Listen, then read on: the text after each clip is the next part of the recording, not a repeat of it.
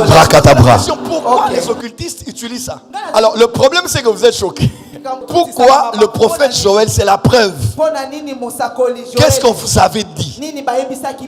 À vrai dire, ce mot ne vient pas d'abord de la magie. Je vous donne un peu d'histoire.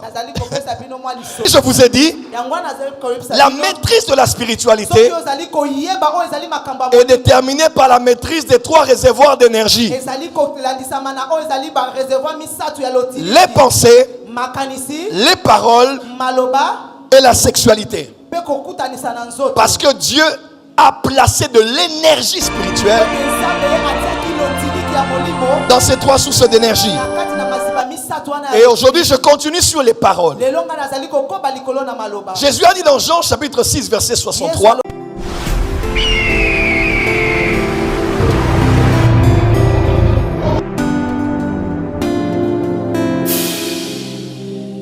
Bonne parole sur ta femme. Bonne parole sur ton église. Bonne parole sur tes pasteurs. Bonne parole sur le mois d'octobre. Bonne parole sur le mois de novembre. Bonne parole sur décembre. Et vous savez, Dieu a créé l'homme avec les mêmes capacités que lui. Et il faisait passer des animaux devant Adam pour voir le nom que Adam allait les donner. Les années d'un mois, les jours d'un mois, et qui passent les uns après les autres, sont comme des animaux qui passent devant nous. Quand un nouveau jour arrive, le monde spirituel regarde. Quel nom tu donneras à ce jour-là? Quel nom tu donneras à ce mois-là? Quel nom tu donneras à cette année-là? Oh, vous êtes trop zélés. Vous donnez toujours des noms aux années. Oui, les hommes ont donné à janvier le nom de janvier, à février le nom de février, à dimanche le nom de dimanche. Quand ils donnaient, je n'étais pas là. Mais comme je suis là, je vais appeler ma journée, ma semaine, mon mois ou mon année comme je veux qu'elle soit. Dis avec moi bonne parole. Et nous savons que quand nous parlons, les paroles se réalisent. Parce que les paroles sont créatrices. Même dans la magie, généralement il y a une expression connue de tous. C'est l'expression qui permet à un magicien, après avoir fait une certaine gestuelle, après avoir promis de faire apparaître une chose, c'est ce qu'il fait apparaître. Il fait apparaître après avoir dit. Vous connaissez la fameuse phrase? Ah? Abracadabra. Dis avec moi abracadabra.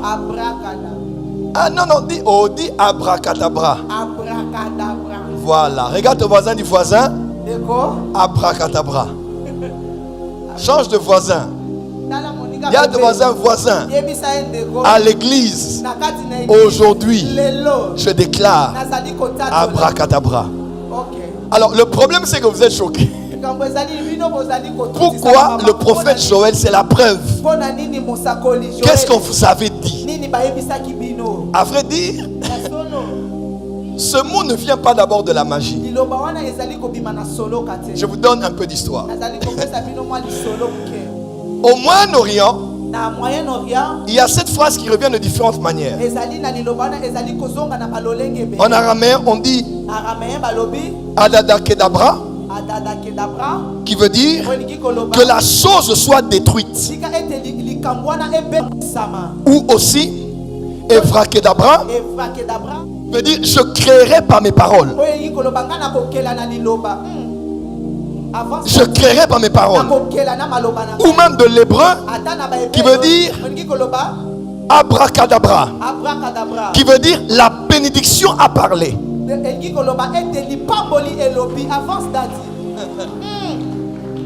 La bénédiction a parlé.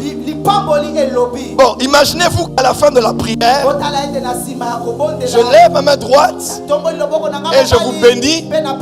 Je dis abracadabra. C'est fini. On va dire, qui va entendre ça? Vous avez peur. Et pourtant, cela vient de simplement ça. Je créerai par mes paroles que la chose soit détruite, ou bien c'est une libération de la bénédiction. Je me suis posé la question, pourquoi les occultistes utilisent ça? Ils utilisent une phrase connaissant son sens sur le plan spirituel. Si tu ne peux pas le dire en hébreu ou en araméen parce que c'est dangereux, tu peux me le dire en français. La bénédiction a parlé. Je lève ma main droite sur toi. Je cache le mot abracadabra. Mais je déclare sur toi que tout ce que Dieu n'a pas semé dans ta vie soit détruit au nom de Jésus. Qu'elle meure au nom de Jésus.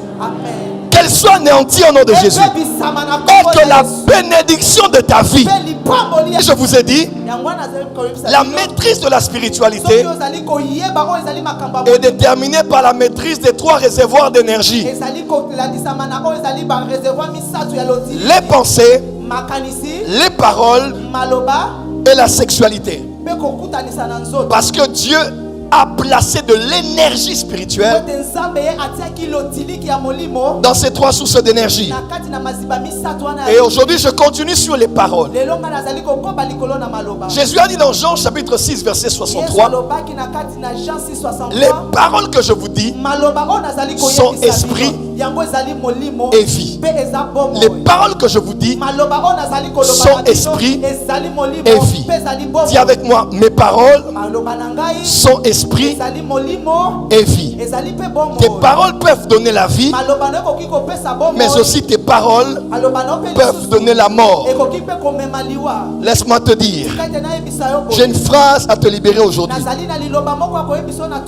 Rien ne peut te détruire si ce n'est pas sorti de ta propre bouche.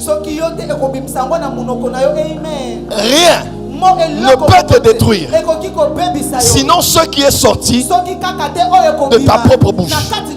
La plupart des problèmes que tu as, ce n'est pas parce qu'un sorcier a parlé, une sorcière a parlé, tes ennemis ont parlé, mais parce que ta bouche a eu à dire cela. Et vous allez voir des chrétiens, ils prient à l'église, mais ils ont des phrases dangereuses. Moi, je vais mourir. Moi, je ne m'en sortirai pas. Comment j'aurai cet argent? Comment je vais acheter la parcelle? Il n'y a que ces genres de paroles qui sortent. Tout ce que tu dis va s'accomplir exactement comme tu as eu à le dire. Tiens la main de ton voisin. Dis voisin, tout dépend de ce que ta bouche déclare. Change de voisin, dis voisin. Tout dépend de ce que ta bouche déclare. Maintenant, pose la question à ton voisin. Est-ce qu'il fait chaud? Réponds.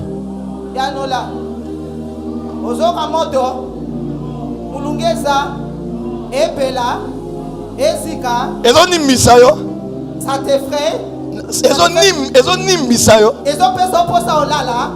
te donne l'envie de dormir. Dis à ton voisin, est-ce qu'il fait chaud? Je peux répondre à cette question. Il fait froid pratiquement. Alléluia. Parce que nous sommes dans une grande salle.